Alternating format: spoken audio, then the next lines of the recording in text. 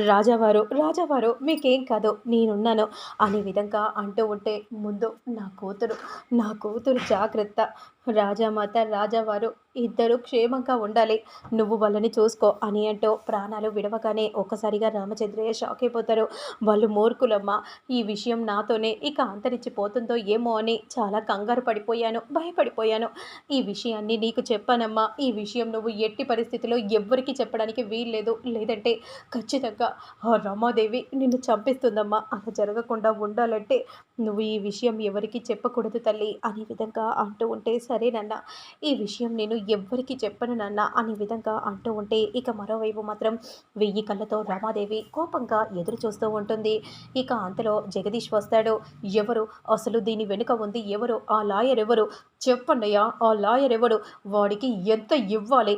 ఎంత కావాలంటే అంత పడేస్తాను. అసలు వాడు ఎవరు?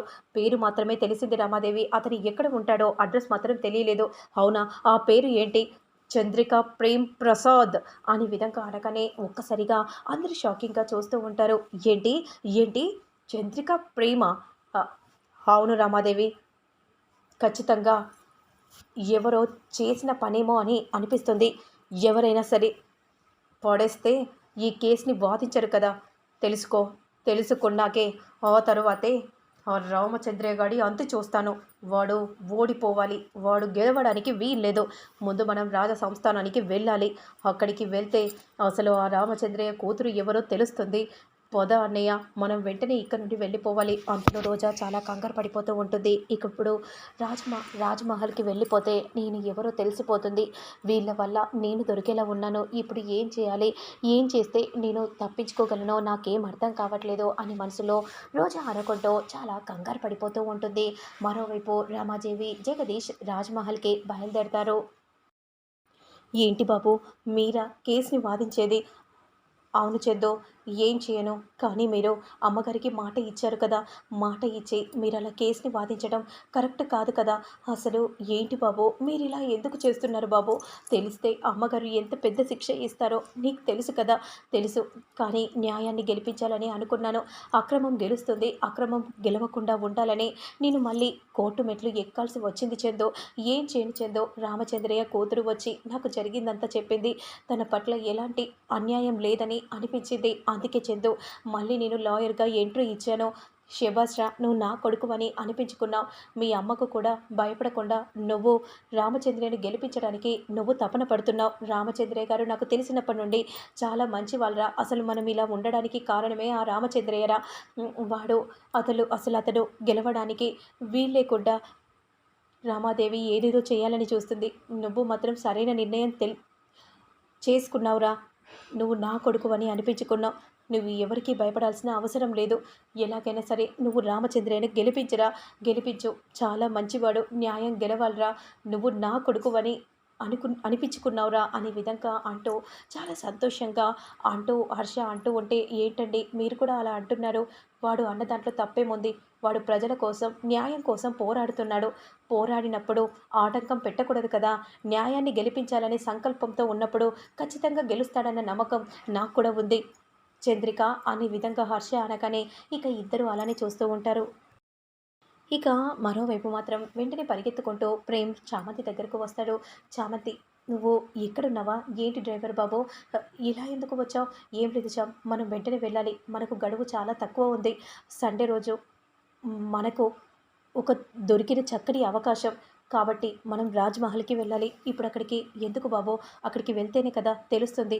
ఎక్కడైతే పోగొట్టుకున్నామో అక్కడే మనకు దొరుకుతుందని అంటారు కదా! మనం వెంటనే వెళ్ళాలి. అలాగే అమ్మ కూడా అక్కడికి వెళ్ళింది.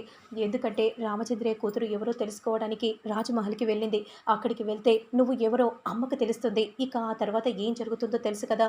అలా జరగడానికి వీల్లేదు బాబు. అయితే మనం వెంటనే వెళ్ళాలి పద. కానీ అక్కడ మనల్ని చూస్తే, నన్ను చూస్తే ఇంకేమైనా ఉందా? నీకంటే ముందు నన్ను చూడటం ప్రమాదకరం. కానీ తెలవకుండా మనం ఏదో ఒకటి చేద్దాం. ముందు పద అని అంటూ వెంటనే చందుని తీసుకొని అక్కడి నుండి డ్రైవర్ బాబు వెళ్తూ ఉంటాడు. ఏమైంది చందు? అలా ఎందుకు ఏదో దీర్ఘంగా ఆలోచిస్తున్నా? ఏం లేదు బాబు. మా నాన్న చాలా మంచివారు. అసలు ఎందుకు ఇలా జరుగుతుంది? అసలు మా అమ్మకు, మీ నాన్నకు ఉన్న శత్రుత్వం ఏంటో అర్థం కావట్లేదు. అసలు ఏం జరుగుతుంది?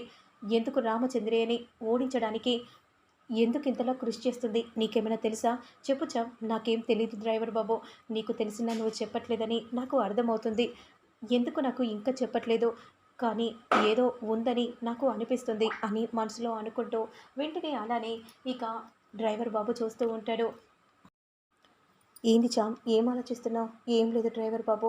ఇలా ఈ రోడ్లో వెళ్తుంటే నాకు గతం గుర్తుకు వస్తుంది. అవునా? సరేలే, అవన్నీ మర్చిపో. చాలా ఆకలిగా ఉంది. టిఫిన్ చేద్దామా? నాకు టిఫిన్ చేయాలని అనిపించట్లేదు. రాజమహల్‌కి వెళ్తున్నాం. ఆకలవుతుంది. అక్కడ ఏ సమయం అవుతుందో కూడా తెలీదు. పద, ముందు మనం టిఫిన్ చేసి వెళ్దాం.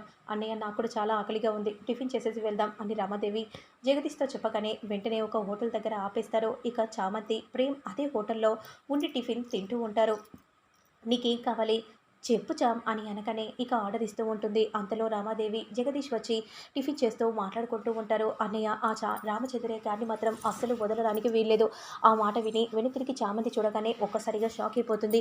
వెంటనే షాకింగ్‌గా, డ్రైవర్ బాబు అటు చూడండి అని అనగానే వెంటనే డ్రైవర్ బాబు అలా చూడగానే ఒక్కసారిగా షాక్ అయిపోతుంది. ఇక వెనుతిరిగి ఎవరో చూస్తున్నట్టుగా రామాదేవికి అనిపించి వెనుతిరిగి చూడగానే అక్కడ ఎవరు కనిపించరు. ఏమైంది రమాదేవి అలా చూస్తున్నావు? అక్కడ ఎవరో ఉన్నట్టు అనిపించిందన్నయ్య అని అనగానే ఇక టేబుల్ కింద ఇద్దరు దాక్కుంటారు. ఇక వెంటనే అక్కడి నుండి వెళ్ళిపోగానే ఇక పదండి బాబు అని అంటూ రాజమహల్‌కి బయలుదేరతారు.